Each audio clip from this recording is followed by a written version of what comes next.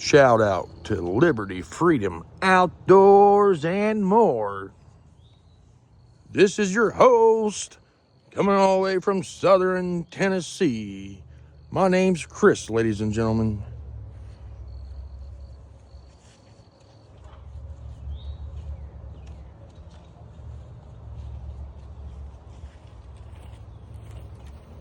Hey guys, I'm your host, Chris, Liberty, Freedom, Outdoors, southern Tennessee's finest outdoor channel. Today we have the good old Sentry arms, weighing in at about 10 pounds unloaded. The plastic furniture, the plastic hand grip, the collapsible stock and adjustable stock. We have the AK-47, a modernized version of the Romanian. This here would be from Romania, imported by Sentry Arms. I think they call these a VSAT, or what do they call these? I forget what they call these. 7.6 tuba 3.9. Devastating round. Probably America's biggest competition to the 5.56 223. Almost every Middle Eastern country is shooting this caliber. If it ain't an AK, it's an SKS. There's a reason for you guys to subscribe. There'll be an SKS video coming out real soon, probably next week or the week after. I believe these started production all the way back in World War II. I think it was like 1939.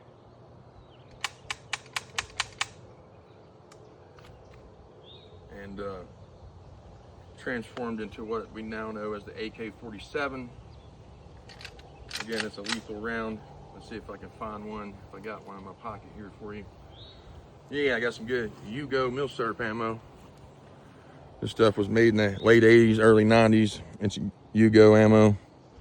You can get pretty good deals on it at the gun shows. I think I paid roughly 30 cents a round for this stuff at the latest ammo show down in Chattanooga. Or not ammo show, but gun show down in Chattanooga.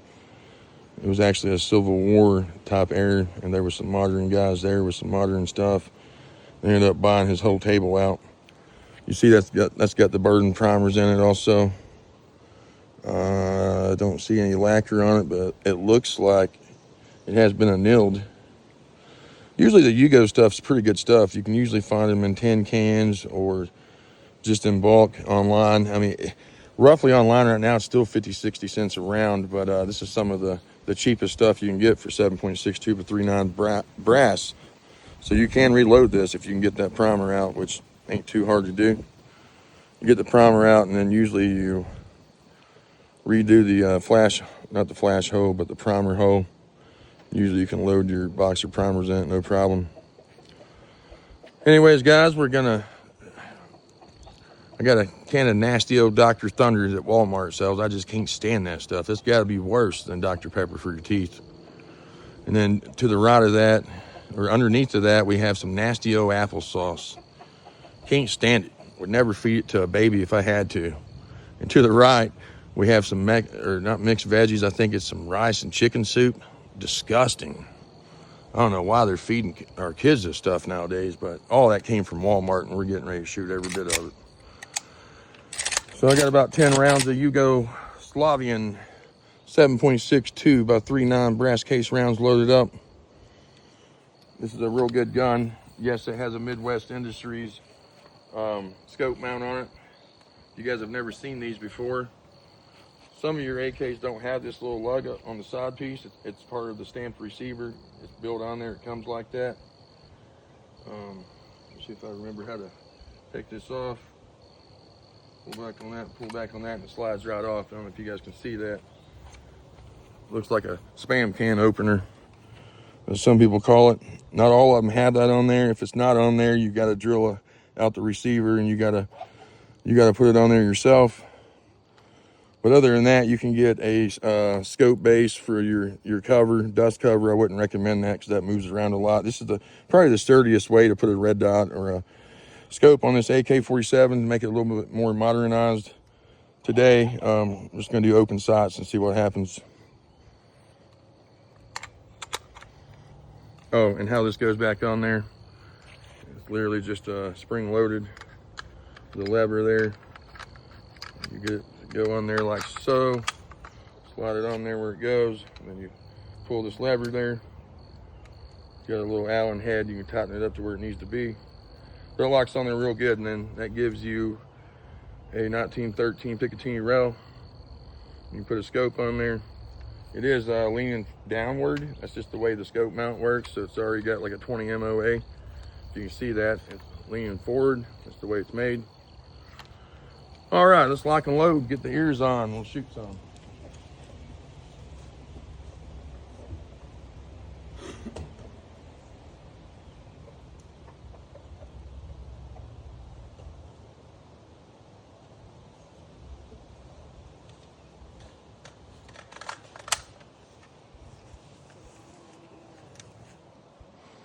We'll zoom in on the vegetable cans of Dr. Pepper so you guys can see that.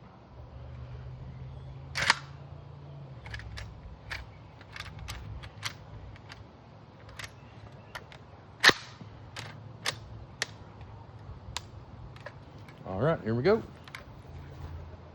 First up, Dr. Pepper.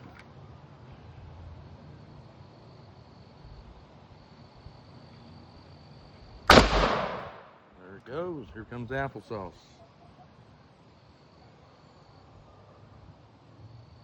And we missed. Okay, let's go for the can of chicken and rice.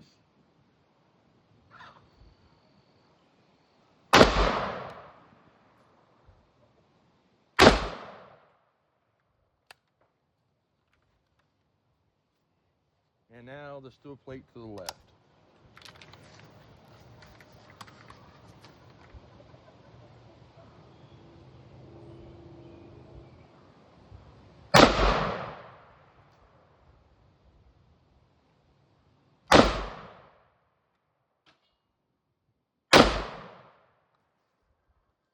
Man, we are horrible aimers. Doesn't mean this gun isn't any better though.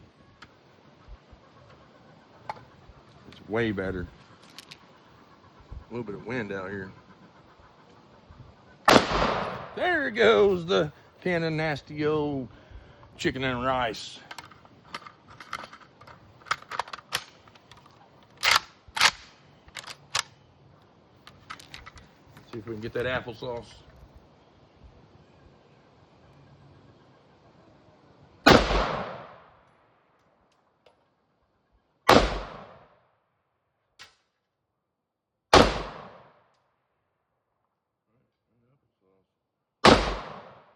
All right, now here comes the metal plate again. Oh, there went something. And we're out, ladies and gentlemen. 10 quick rounds. These reproduction magazines do have last round bolt hold open. The magazines is what cost on these. Unlike your standard AR mags, these actually are about 20 bucks a piece. I'm not for sure the brand of these. These are not the Bake Lot mags. The Bake Lot mags you can't touch. They're usually anywhere from $90 to the cheaper remanufactured ones are about 40 usually. But overall, this is a real good shooting rifle. Again, this is a Century Arms imported Romanian. Everybody knows the Romanian AKs are about the best shooting ones. The barrel is chrome lined. Not all of them are chrome lined, but this one here is. That puts the value upwards of about $1,200. You can normally get the Century ones for around $800 to $900. When I bought this, I think I paid roughly $400, $450 for it. And yeah, that was quite a few years ago. And now they're doubled in price. Anyways, guys, hope you guys liked the video. Comment down below what you want to see next. You want another penetration test? The AK versus the Mosin Nagant? Or what you guys want to see? Let me know. Remember to train hard, buy ammo, and train harder.